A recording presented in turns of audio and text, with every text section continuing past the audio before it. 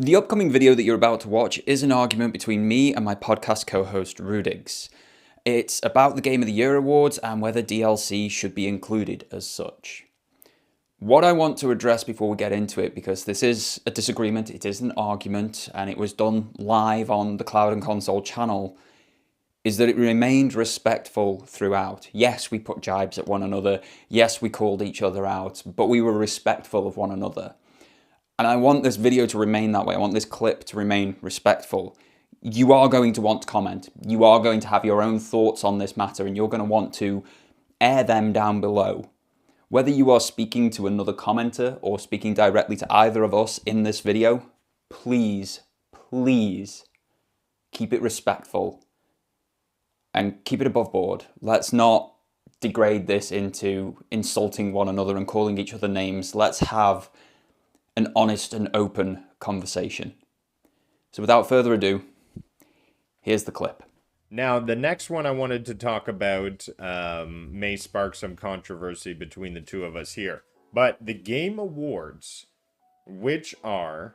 The Game Awards, which are confirming DLC and remasters can win Game of the Year days prior to the nominations reveal. So this is a brand new sort of setting they put on, or rule set they put on to the Game Awards nominations. Now, what I'm thinking is Elden Ring Shadow of the Erdtree was the pinnacle gaming experience this year, and every gaming outlet pleaded to have this game as Game of the Year, and Jeff Keighley just said, you know what, fine, it is that great. Hung up the phone, and now DLC is included. We saw last year with Resident Evil 4 being included, and that was a remake. I have explicit things against remakes and remasters because I believe that that same gameplay mechanic loop that was invented years ago was just remastered, remade for the exact same year. So it's not a new idea, and it's not original to that year. Doragon, how do you feel about remasters or DLC being able to enter the Game of the Year category? Hell to the no. To go a bit more nuanced, I have no problem with a remake. A remake is a whole new game that has been created. It's a whole team that has had to work on it for multiple years to get it off the ground, to get it made. It's what we're seeing with Metal Gear Solid Delta at the moment. Yes, it's Metal Gear Solid 3, so your storyboarding, your voice acting, and all that sort of stuff has already been done for years. But everything else has been built in a new engine with mechanics that look and feel the same, but they definitely aren't the same, because if you compare the two, the new one's much better.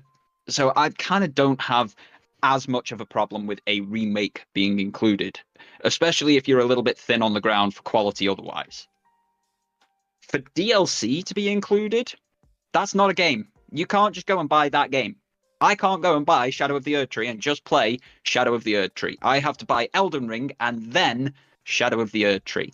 That is a double purchase. That is, need that base game that came out 2 years ago to play that DLC. That is not a game. That is additional content. That is the chips to my steak. That is the peppercorn sauce to my steak. It is a little bit extra that adds to the original whole sort of thing. There is no way DLC should be included in Game of the Year, and the only reason it has been included is Jeff Keighley makes the rules up as he goes along. He wants to include Shadow of the Erdtree because he likes Shadow of the Erdtree, and he has this bias towards games from this company, the same as he does towards a lot of Sony titles. So he's going to add it in because he thinks it should be there, and he's going to then try and justify it by saying, oh yeah, these sort of things can always be in there. Remasters can be in there. Remakes can be in there. DLC can be in there. It's bull crap. To put it politely, is how I feel about it, and it just undermines everything the Game Awards stands for. They are not the pinnacle of the gaming industry. There is no body overlooking them to make sure that they are impartial or proper about what they do, and it just completely makes them irrelevant in my eyes. Like, they weren't exactly relevant anyway because they're never held at a time of day that's useful for anything outside of the US. But now with this, it just undermines the whole thing they've been trying to build for the past 10 years and completely nullifies anything they have to say in my eyes. That being said, we have different opinions on this. I will say that I have played and completed Shadow of the Erdtree, and I don't think that buying the base game should be a barrier. I mean, you have to buy the console to play any game anyways, so just having a purchase. I think when the majority of gamers have played this DLC, I think we had over 5 million purchase it on launch, which outweighs a lot of games that even released this year. And when the game is actually a 60-hour closed experience, which takes you away from Elden Ring's main story, I think that it does deserve it. I actually made a video here on CloudandConsole a couple months back saying, should Elden Ring Shadow of the Erdtree win Game of the Year? Can it be nominated? And I argued for those points. Being the greatest experience that anyone has gamed on this year, scoring the highest Metacritic score with the most amount of people contributing to it. These are the metrics that people look at for nominations. Do you hear yourself when you speak, or do you find you drift in and out? Because on the one hand, you're like, no, Resident Evil 4 should not have been in Game of the Year awards last year. It's a remake. But I can put DLC in there. But because, just having to buy a game and DLC isn't a barrier to entry, even though this is one Game of the Year, but it's not a game. It's an additional extra. You need to buy that very expensive thing first to then buy that very expensive thing. Hypocrisy thy name is. Well, you didn't play it. You didn't play it, so it's hard for you to comment on it. When you play the experience, you can see from beginning to end how it sets itself apart from something called a DLC. It goes above and beyond. Now, remakes and remasters, Final Fantasy VII is a category of its own, but when it comes to remakes and remasters, like you said, you're copying the same storyboard. You're copying the same gameplay mechanics and loop. You're staying true to the original stuff that was invented years ago. So it's an old idea being remade. You're literally having an argument with yourself. When you have a new idea with new story, new characters, new elements, that is something different. And when you create something as pinnacle of an experience, the same mechanics. It's not new. It is new. Well, when you have played it. If you've played Elden Ring and you've played Shadow of the Erdtree, then you can have an opinion that is all-encompassing here, because it is an experience that takes you outside of the game. I am throwing your own arguments back at you here. That's all I'm doing. It's not new. It's the same mechanics. It's the same engine. It's exactly the same as what Elden Ring was. It's a new story. It's a new progression. Not the same. It's not the same. Then you would know if you had played and completed. Your argument falls down when you try and go against it. It's either all or nothing in my eyes. And if I don't think DLC should be included, I don't think remakes and remasters should be included. Remasters especially, they are literally just a HD coat of paint on an existing title. They don't change anything else. Remakes, I'm a little more squiffy on. But again, like you say, it's already been done. The game has got this cult following already. It's why it's been remade for a new audience to buy again, because they know it's a surefire thing. And if they can't be included, downloadable content that cannot be played without the base game purchase cannot be included. You can have a category for best expansion of the year, or best downloadable content of the year, best additional content of the year, best something else. It can be a different category. They should be recognized, because there's a lot of work that goes into these things. And for me, Final Shape really rounded out what 10 years of Destiny was. It was an excellent addition to the game, but it's an expansion. It's not an original release, so it can't be considered for Game of the Year, but it could be considered for best expansion. It should be a different category. Game of the Year is about the individual base games released in that calendar year, of which we have got a ruck of great options. There is no way that DLC should be considered for the ultimate Game of the Year. award. Typically, I'd agree with you, but once you taste something as good, experience what From Software did, how they set them apart from every DLC that's come before them, you can't know it until you experience it. And what they did from the moment you entered the Shadow of the Erdtree to the second you close that chapter in a closed experience, you knew that this was something special, epic, and beyond the ordinary. Take Shadow of the Erdtree out of the equation because that is obviously giving you a bias in your thoughts at the moment. And as a whole, as an industry, should we be able to recognize DLC from any game, remasters from any game, remakes from any game, all three of them combined, should they be considered for Game of the Year every single year? I would say absolutely not, unless you are Shadow of the Erdtree and you've created an experience. You can't create a loophole in that. If you're going to have a trustworthy awards ceremony, one that is held up as a industry pinnacle, it has to be that line in the sand. Then remakes and remasters get axed and DLCs get included, and DLCs are included when All they or reach... nothing. No, I'm not listening to your rules. This isn't Brexit. Listen, I can do what I want. I'm Canada. I can deal with Britain and I can deal with the US. You literally can't do anything you want without your neighbors say so. But in this situation, I think if you've played Shadow of the Erdtree, you can tell that it's something special. It sets itself apart. It might be very special, but it's DLC. Recycled ideas. Per your own words, DLC can't be included. The only reason you are wanting to include it is because Shadow of the Erdtree is excellent. And I'm not denying its quality at all. I'm not denying the quality of the expansion. Exactly. But Shadow of the Erdtree is enough content to constitute a sequel. And I think you will know that if you've played it. But it's not a sequel. It is an expansion. Just the same way as you can't take the expansion to Prince of Persia: The Lost Crown as an expansion. DLC won Best RPG in the Game Awards. Yes, it was a different category. It was not the Ultimate Game of the Year. It couldn't be nominated in Ultimate Game of the Year because it was DLC.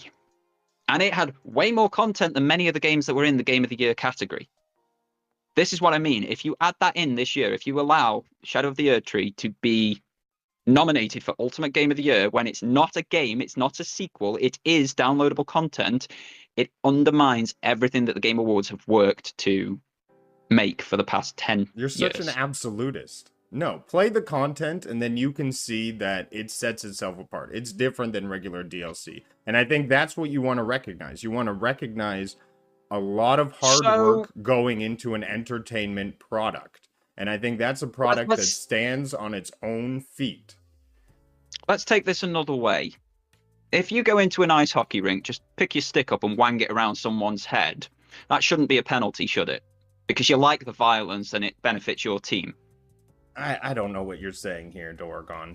That is what I'm saying is doing That's such not a relatable. thing. It's completely relatable. Bear with. Going into that rink with your hockey stick and wrapping it around someone's head is illegal by the rules of the game. Yes? You cannot do that in the game. Those are the rules. That's assault, so that's breaking the law. There's no equivalency here. Rules. You're not breaking the law by creating DLC. It's not. It's a false equivalency. The rules of the Game Awards in all previous years have been that DLC cannot be considered for Ultimate Game of the Year. If you change that just so Shadow of the Erdtree, because it is such high quality, can be included, you are breaking the rules of your own game. That's what Jeff Keighley's doing here. Well, and that shouldn't be done.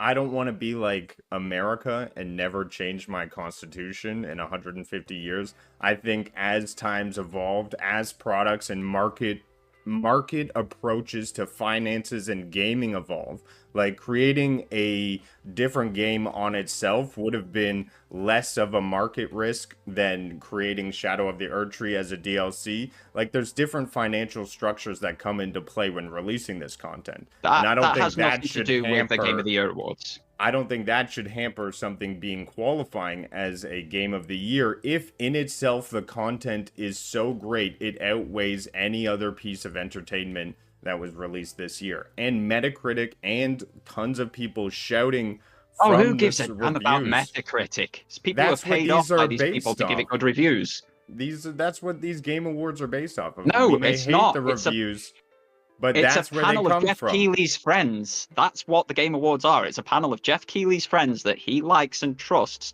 that get together to give the awards. It is not based off any external source. It's news outlets putting in their nominations. That's why we read it from Polygon and their confusion of when they put in their information that the nominations had revealed that DLC was included. So it is coming from news outlets and people reviewing and reporting on games. I just You think mean those same people who were paid to give Veilguard a 10 out of 10? I mean, this is the system that we are using. So okay, there's what other about... game awards. There's other game awards if you want to pay attention to those. Well, I mean, this one wants to be the is that pinnacle. one. It wants to be the top of it. It wants to be the one that everybody pays attention to, and it's just undermined itself completely. To some, Change the for rules sure, to suit someone's but whim. regardless, everyone will be tuning into it. Everyone will be buying the advertisement time on here. And then I would just recommend play Shadow of the Erdtree. It is a pinnacle experience this year, and literally a standalone. It could be a sequel to Elden Ring. I just think the financial mechanisms they used to release this content was through a DLC on Elden Ring. But we're not going to agree on this because you're just wrong. We're not going to agree on this because I'm not just wrong. Doragon has his point of view and I have my point of view, and they come to a head. So mine's based on the rules set out by the Game Awards and then breaching said rules. It's like F1 2021. They literally breached the rules of the sport to undermine the entire excellent season. We've had an excellent year of gaming, and then these guys come along and undermine the rules of the awards season just to satisfy a whim. And my all trust opinion and point of view comes from a gamer who's experienced all the titles on the list for the nominations and said to myself through my experience that this game sets itself apart from any standalone game. And it should be recognized for what it is. When people put their work into creating something new, a brand new experience that sets itself apart, it should be recognized. It's not a game, though. You can't go out and buy it outright. By definition of a game, you can play it. So it is a game. Can you buy Shadow of the Erdtree on its own without anything else? You can't go and buy Astrobot on its own. You need a PlayStation to play the Astrobot. Like, there's a barrier to everything. You are splitting some ridiculous hairs here. If you are buying a game, you already have the platform to play it upon, unless you're a granny who doesn't understand these things. This is the part of the show where you agree to disagree, and we end it.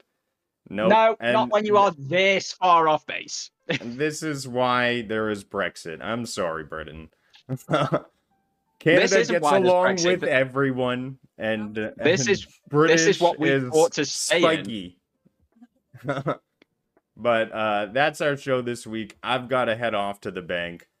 Thanks everyone for tuning in this week.